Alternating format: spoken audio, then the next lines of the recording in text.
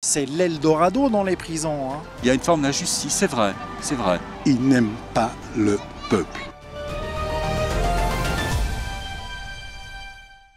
Alors que les établissements de soins peinent à se maintenir dans les campagnes pour les citoyens ordinaires, une étude de l'Institut pour la justice montre qu'en prison, il y a davantage de personnel médical qu'en milieu rural. De plus, l'assurance maladie couvre tout pour les détenus, même ceux en liberté surveillée. Pourquoi cette inégalité au sein du système social français? On va voir ce que les Français en pensent. Je pense qu'il faut vraiment que ces gens-là, c'est pas soit prioritaire, si vous voulez, mais soient vraiment pris réellement au sérieux d'un point de vue médical. Sinon, on passe à côté de tout. Après, oui, le système de santé en France actuellement est sacrément défaillant. Bien évidemment, il y a un désert médical, notamment en milieu rural. J'ai de la famille, moi je viens d'un département très rural, le département de la Mayenne. C'est vrai qu'on est obligé de faire quelquefois 60 km, voire même plus, pour trouver des spécialistes. Le social a toujours existé en France. Tous les prisonniers depuis 50 ans, ils ont toujours été pris en charge. C'est l'Eldorado dans les prisons. C'est l'Eldorado, ils font ce qu'ils veulent et ils se font soigner comme ils veulent. Il y en a qui préfèrent y rester, ils ont des salles de sport, ils ont de l'éducation, il y en a qui apprennent des métiers, il y en a qui font du sport par un métier, les cinés, enfin pas les cinés mais ils ont des télés, ils ont des salles de sport, ils ont pratiquement tout. J'aborderai pas la chose de cette façon-là, il me semble. D'accord. Vous trouvez que l'angle semble avoir une arrière-pensée un peu tordue? C'est ça que vous avez l'impression que l'angle de la problématique a une arrière-pensée qui vous semble pas très honnête, idéologiquement biaisée, c'est ça en fait? Je ne connais pas forcément le problème que vous soulevez, mais est-ce que c'est pas un peu pareil que quand on dit qu'on en fait trop pour les immigrés alors qu'on sait même pas les accueillir? Vous voyez, et on entend souvent dire qu'on ne devrait pas les soigner, qu'on ne devrait pas faire ceci, pas faire cela, alors que si on regarde, on les laisse dormir dans la rue, on les laisse sans... Ça, c'est l'un des sujets aussi qui oppose les libéraux avec les socialistes, etc. Du coup, pour vous, par exemple, on peut s'étendre là-dessus. Justement, j'allais vous demander ce que vous pensiez du système social français. Pour vous, l'argent de vos impôts, il est tout à fait juste et normal, à votre sens, que l'argent de vos impôts serve à faciliter l'arrivée de migrants ou à apporter des aides à toute catégorie de personnes sans distinction. Pour vous, c'est là. On ne facilite pas l'arrivée de migrants, mais il faudrait quand même prendre en compte ceux qui arrivent. C'est pas pareil. Ils ont eu des tablettes il n'y a pas longtemps, l'année dernière, par l'État. Ils ont distribué, je crois, 60 000 tablettes pour tous les prisonniers en France. Et ça, c'est pas logique. Et toujours payé par les citoyens. Par nous, par ceux qui payent les impôts. Alors ça, par contre, c'est pas logique. En plus, il y a une chose dont on doit savoir, c'est que le seul impôt, la seule dette qu'on ne peut pas négliger, qu'on a l'obligation de payer, c'est l'URSSAF et les soins des hôpitaux. Si vous ne les payez pas, vous êtes retrouvé. Donc le Français qui ne paye pas, qui va à l'hôpital et qui ne peut pas payer ses soins, on le retrouve et que ce soit 1 euro, on le fait payer. Il n'y a pas d'annulation de la dette. Donc je trouve qu'il y a une injustice. Beaucoup, moi je sais, au niveau des étrangers qui arrivent. Donc oui, pour moi il y a une injustice sur la répartition de l'argent. Est-ce que vous arrivez à comprendre les Français qui protestent contre ça, ou est-ce que pour vous c'est quelque chose d'immoral en fait de ne pas le défendre?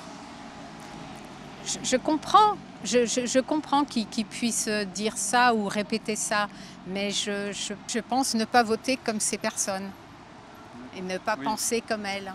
Je crois comprendre que vous êtes intimidé par l'idée qu'il y a une arrière-pensée, par exemple comme du racisme ou des choses comme ça derrière, et du coup j'ai l'impression que ça vous fait prendre énormément de précautions dans vos réponses, non? Oui, parce que moi je trouve que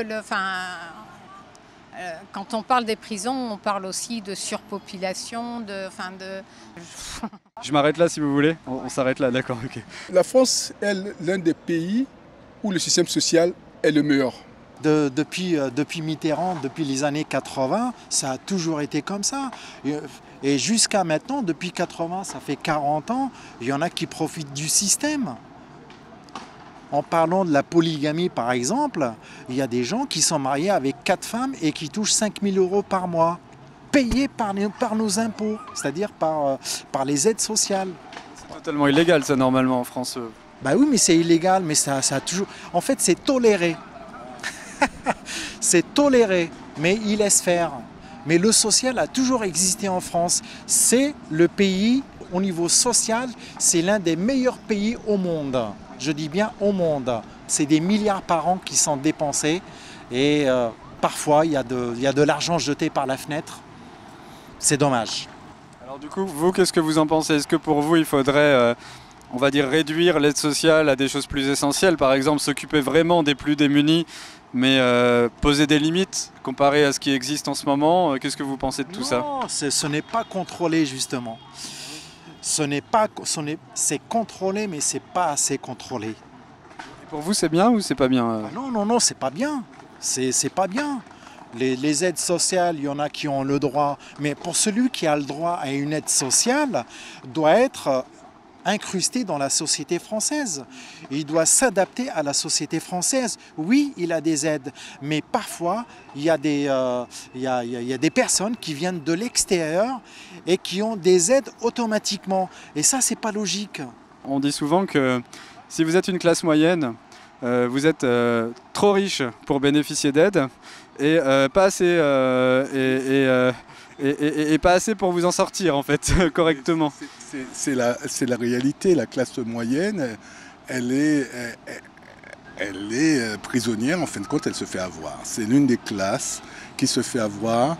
Et c'est terrible. C'est terrible parce que vaut mieux vivre avec un RSA, vaut mieux vivre avec une retraite de moins de 1 000 € et vous en sortez. Dès que vous dépassez vous pouvez payer, vous dépassez 1 500 € de revenus, vous êtes prisonnier et c'est terminé, on vous pompe et vous êtes la vache à lait. La vache à lait parce que vous ne pouvez pas partir, les autres peuvent placer leur argent. Cette classe moyenne, elle est en souffrance énormément et ça, je suis tout à fait d'accord. Et ça, c'est terrible. Je pense qu'au niveau de la santé, c'est très bien. On a un pays qui redistribue beaucoup, nous, on est d'accord. Si une population précise est ciblée pour un plan d'aide, au final, elle peut se retrouver plus avantagée que les citoyens ordinaires français et ça peut provoquer un sentiment d'injustice. Est-ce que vous comprenez ce facteur-là ou est-ce que vous le contestez? Est-ce que vous l'approuvez? Oui, je vous rejoins assez. Il y a certainement il y a une forme d'injustice, oui, à partir du moment peut-être où une certaine partie de la population française dite défavorisée, on va mettre des guillemets effectivement, sont prises en charge du début jusqu'à la fin, qu'elles soient incarcérées ou pas. Attention, hein, je veux dire, il y a une forme d'injustice. Oui, il y a une forme d'injustice, c'est vrai. C'est vrai, à partir du moment où on travaille, où on se décarcasse pour préparer sa retraite, pour subvenir aux besoins de ses enfants, on aimerait peut-être être pris un petit peu plus en considération. On aimerait, notamment quand on a des enfants, enfin les aînés qui entrent en fac ou autres, on peut être dans le besoin, oui. Comment ça se fait qu'on en est arrivé là aujourd'hui? Je pense que c'est dûment politique. C'est les politiciens qui ont laissé faire. En partant de Chirac, de Sarkozy, de François Hollande, tous ces politiciens qui ont distribué de l'argent, alors que cet argent-là aurait dû être redistribué autrement. Ça vous dégoûte un peu la politique en France? La politique en France, elle fonctionne à l'envers. Je me mets à la place de quelqu'un qui penserait le contraire en disant oui, mais on est un des systèmes sociaux les plus élevés de la planète, il faut être humaniste, il ne faut pas être égoïste, il faut aider tout le monde. C'est immoral de penser comme ça parce qu'il faut penser aux gens qui n'ont rien du tout. Qu'est-ce que vous répondriez à quelqu'un qui refuserait même, on va dire, une critique équilibrée de ce système? Parce qu'il y en a qui vraiment sont totalement pour et qui veulent pas qui s'énervent si on le remet en question. C'est très bien, c'est simple. Hein. Vous invitez chez vous quelqu'un, vous lui donnez à manger, vous avez de quoi donner à manger à 10 personnes, et après il y en a 20 qui arrivent, et après 30, et après c'est vous qui ne devez plus manger. C'est ça le problème. Vous savez, il y a des pays, moi je sais qu'en Corée du Sud, ils n'ont pas ce problème, parce qu'ils n'ont pas ce problème d'immigration, ils n'ont pas de problème. Sauf que quand vous êtes malade, vous êtes pris en charge. Moi, je sais que j'ai des amis qui vivent en Corée. Sa grand-mère est tombée, elle est restée juste tombée dans la rue comme ça parce qu'elle est restée 2 semaines à l'hôpital. En France, on est devenu, c'est le tiers-monde. Vous ne pouvez pas vous faire soigner, les hôpitaux ne marchent plus. Donc non, le problème, on ne peut pas aider tout le monde au détriment du groupe. Et c'est ça le grand problème, c'est qu'on, soi-disant, non, c'est terminé, la France est terminée, c'est plus un pays où on est soigné correctement. Vous voyez, on voit très bien dans les hôpitaux, le désert médical, non, c'est terrible. Moi, je pense aux agriculteurs, ceux qui touchent moins de 1 000 € par mois. Je pense à tous ces habitants qui habitent dans les campagnes, qui ne peuvent pas se faire soigner, qui ne peuvent pas se faire opérer, qui n'ont pas les moyens de transport pour aller voir un médecin. Ils devraient y réfléchir, tous ces politiciens, parce qu'il y a encore du travail à faire. On a de plus en plus de personnes qui veulent se rapprocher de courants libertariens, etc. Et ça montre une espèce de ras-le-bol, en gros, du fait de ne pas savoir comment l'argent des Français est utilisé. Est-ce que vous comprenez ce genre de colère ou est-ce que ça vous semble absurde? Non, je comprends très bien. Je trouve qu'il ne faut pas exagérer, mais il ne faut pas aller trop loin en disant que les gens vivent des aides. Il y a un peu la notion que tout est dû, quoi. C'est normal de vivre du chômage si on a travaillé 2 ans. Il y a un côté... la société, elle est très enveloppante pour tout le monde, quoi, et peut-être que ça crée des dérives qui agacent. Après, ça crée du racisme. Enfin, tout ça, c'est à nuancer parce que nous, on est quand même, on a des enfants qui vivent à l'étranger, on voit bien la différence. On trouve que c'est quand même chouette le système français. Donc pour vous, malgré tout, c'est-à-dire malgré les polémiques qu'on entend, ça reste quand même un système qui est plutôt positif à vos yeux? Oui, à mes yeux, oui, tout à fait. Ouais. Oui, c'est à double tranchant, oui. Il y a une partie de la population qui peut être aidée, peut-être plus que d'autres. Oui, c'est vrai. Mais je préfère être à ma place. Payer une assurance santé qui sera peut-être un peu trop élevée. Avoir cette impression de me serrer la ceinture. Oui. La France est un pays humaniste. Elle met ça en valeur. C'est vrai que, bon... alors on nous bassine un peu avec les droits de l'homme, avec ceci, parfois c'est peut-être un peu excessif. C'est vrai que ça peut être un peu excessif. Mais on ne peut pas faire fi d'une certaine partie de la population.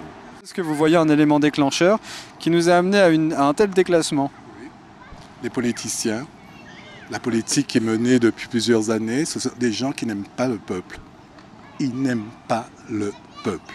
Vous savez, Thatcher disait, moi je gère... Quand elle est arrivée, moi j'ai connu l'Angleterre, je ne dis pas qu'elle avait raison sur tout, mais c'était ses propos. Elle disait, je vais gérer le pays comme je gérais l'épicerie, mes parents géraient leur épicerie. Mais ils n'aiment pas le pays, c'est-à-dire que ce sont des gens qui sont élus, qui repassent, ils se repassent des postes, des gens, c'est une catastrophe. Et le problème de ces gens, c'est qu'ils ont plein les poches, ils ne comptent pas. Je suis issu d'une famille de politiciens. Donc j'ai eu un oncle qui était sénateur de la Martinique, donc je sais comment ça fonctionne. Je sais que lorsque mon oncle s'est retiré du Sénat, il était questeur, tous les jours on recevait des coups de téléphone, donc quand est-ce qu'il va se retirer? Parce que l'autre voulait prendre le poste.